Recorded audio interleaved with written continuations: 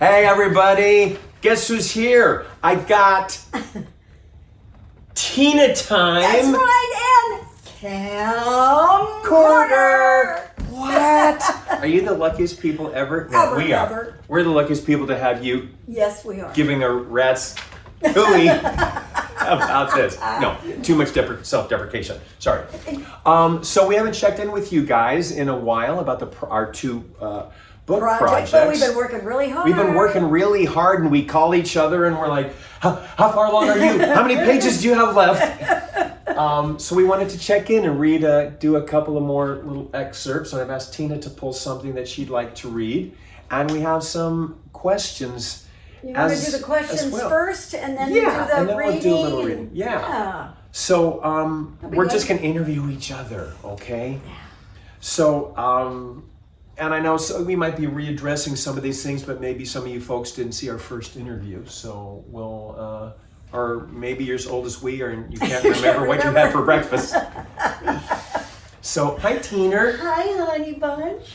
So you're like almost like I'm done. on the last chapter. Ooh.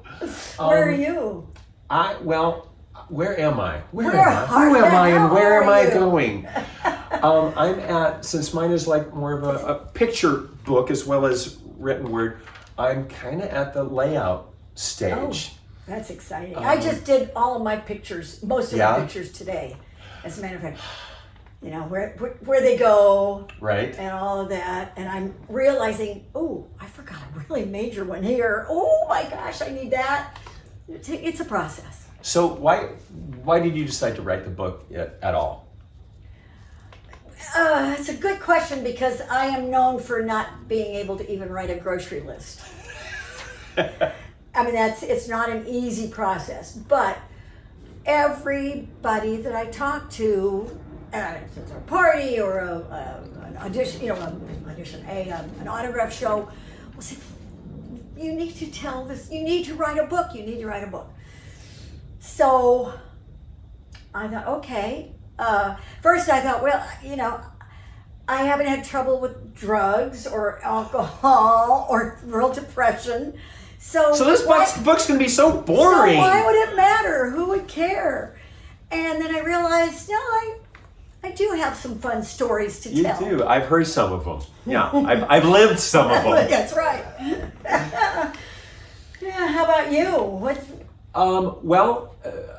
Because I started writing mine, right? Yeah. No, actually, no, mine because for Christmas, this last Christmas, your sister, Kathy, my cousin Kathy, gave me the, email. Sorry, I should have put that on silent. Maybe it's one of you. Maybe it's one of you guys.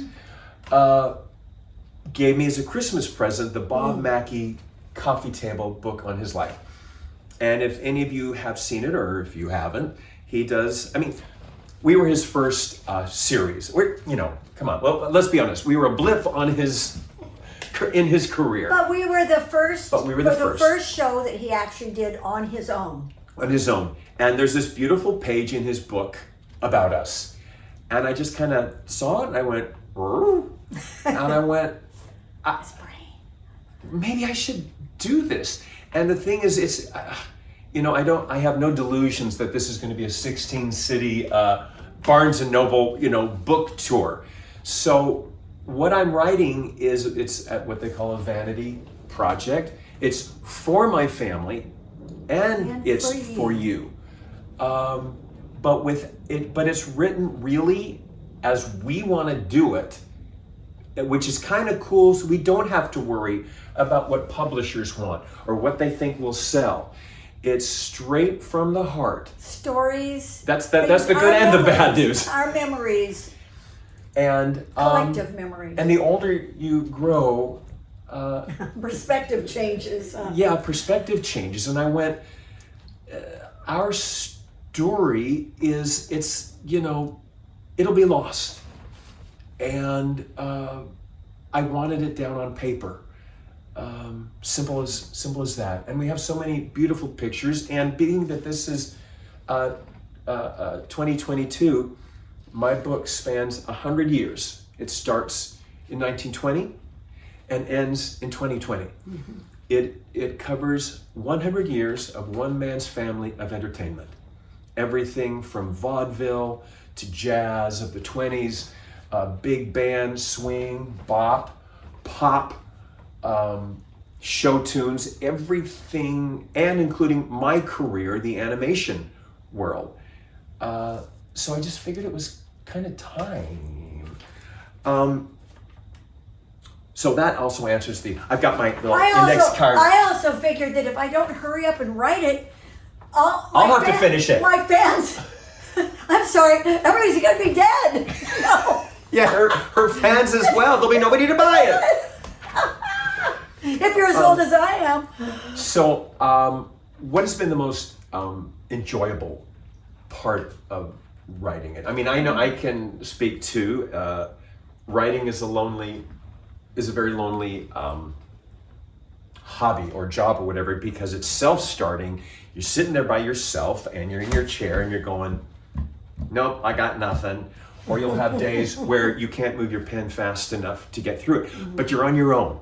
There's no like real collaboration, like we're gonna meet at 10 o'clock with the music people and the whatever.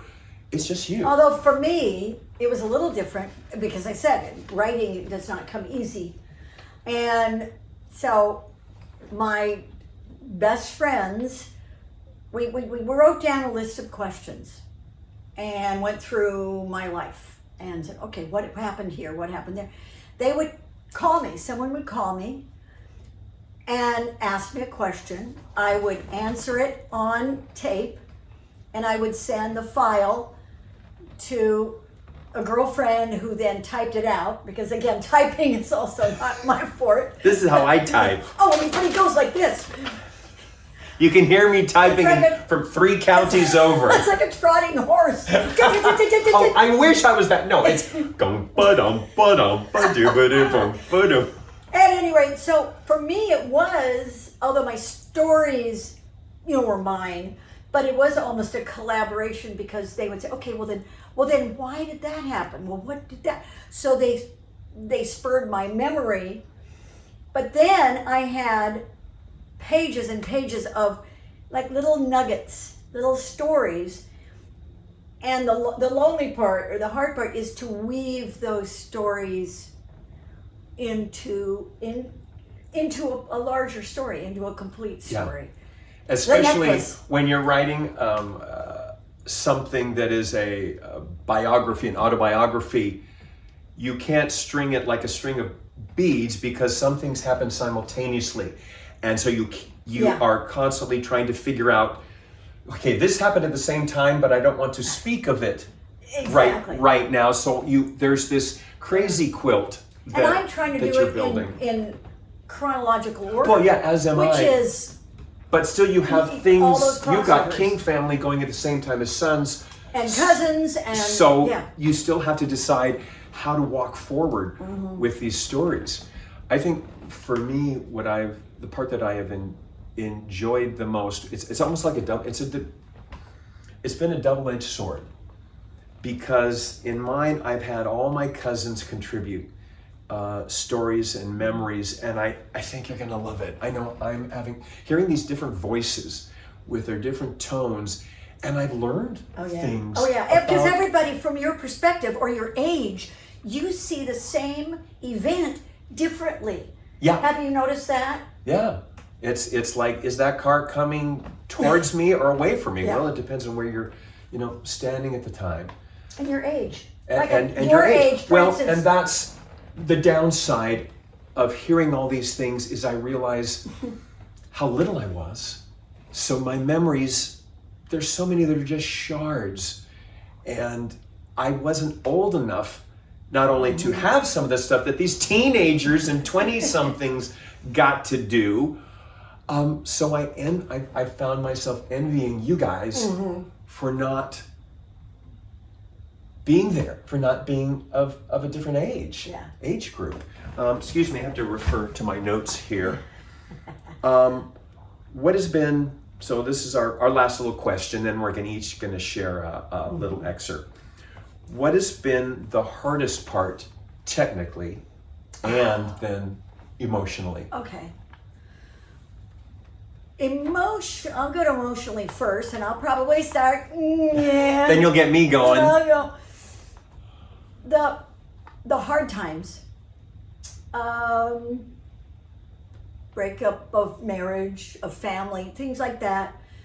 To relive that, the painful times, that's been very, very hard. When I first started, I had 50 pages of really hard times, and I went, nobody wants to read that. That's and so I've been able to find the good, keep the facts true, but get rid of a lot of.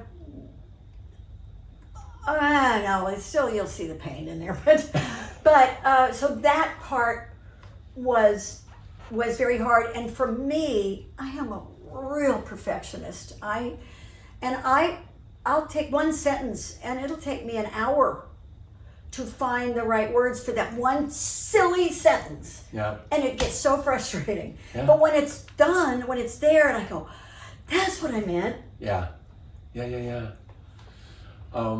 I guess. Yours flows. Well, You just, it Blah. does. It just Oh, comes stop. out. It does. Just stop it right now. Technically, it's, besides, it's been a little bit like herding cats first to get some of the writings in from my cousins. But also, this book is in first person. It is 100 years in first person, which makes it different than, well, when my parents did this. No, they're speaking in their voice, because fortunately, we had some good journal writers. Yes. So technically the hard part for me was I had all these journals laid out in front of me, and trying to make a conversation of Alice and Louise and Donna and Yvonne. And they all think they did the same thing, and they didn't. I've had to choose the truth on some of these because Donna and Vonnie will have a different take, and I'm not going to go into that because you'll read the book. But so that's been hard as the jigsaw puzzle of making these different voices line up, and checking dates and stuff like doing an archaeology. Dates thing. are the hardest. She'll text me every day going, what year did we do this? And when was this show? Which came first? Which come last?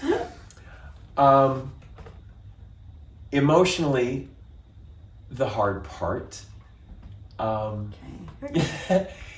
is when, you were given so much so early, and you take so much for granted because this is just the way it was. Yeah, this was your life. And when it is no longer, that's been the emotionally hard part of this. Besides not being old enough for a lot of this stuff, is just in the play Our Town. When she dies and she gets to come watch, just the frustration of, I want to go back.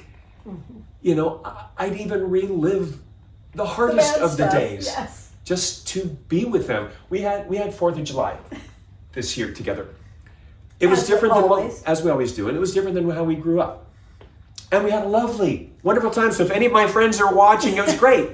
But we woke up the next day, both of us with I miss our moms. Yeah. And the way we did I wanted to play New Orleans. Which you don't know what this is. It's a game we played as kids. A family game. And I want that back. You can look up New Orleans online, which I had to do to make sure we had the words right. Everything's online. Yeah. So I feel the same way. So I didn't mean to bring you down, but I'm glad I'm doing it, and I really hope you like it. I think you will. Tina, you have a little excerpt you want to read, and then I'll share mine? Yes.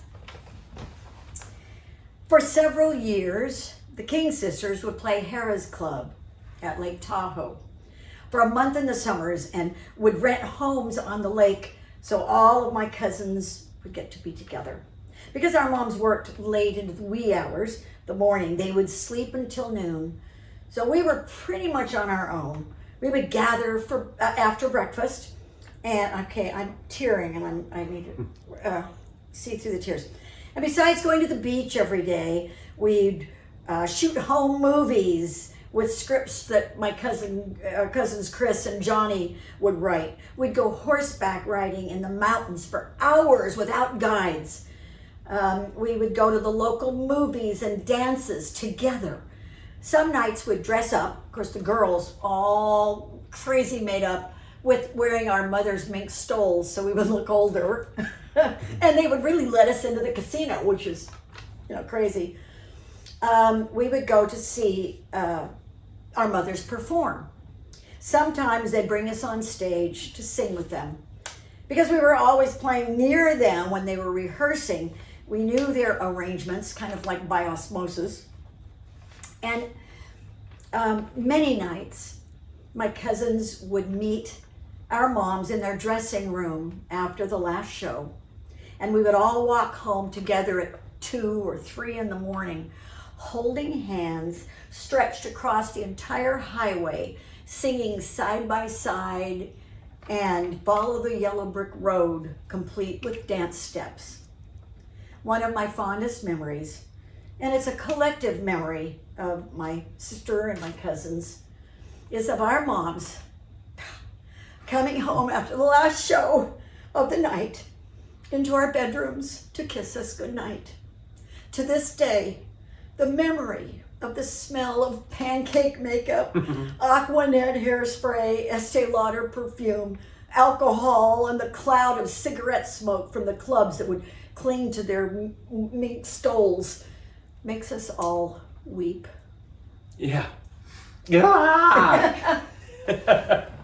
So, where do you go from that when you grow up and it's real life? So, my little share is actually not one of my writings, nor is it one of my family's. In our last TinaTime And Camcorder, I asked you guys, fans, to submit things for the book. We invited you to be a part of this. And so I'm going to read one of yours. And this comes to us. I don't know why I'm getting choked up from this other person's thing. This comes to us from Jamie Singer. Hey Cam, I have a vivid memory that is from 1966. My grandparents took me and my sisters, Audrey and Margie, to see the King family at the Valley Forge Music Center, at the Valley Forge Music Theater, not far from our Pennsylvania home. It was performed in the round in a huge tent. My grandparents were able to get 3 seats right in the front row, but they couldn't get 2 seats for themselves. So they sat a few rows back, and Audrey, Margie, and myself, all dressed alike, sat in the front row. It was very exciting. Now, I don't remember what song it was, but to set up a King Sisters number, tall, glamorous Marilyn came out on stage. Spying the 3 little girls, she came over to us, holding out the mic to me. Do you like peanut butter and jelly? Me. Yes. To Audrey. And do you like peanut butter and jelly? Audrey. Yes. To little Margie, who would have been around 3. Tell me, do you like peanut butter and jelly?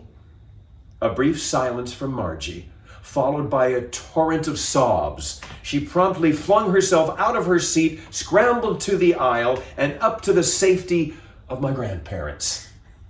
The audience howled. She never returned to the front row.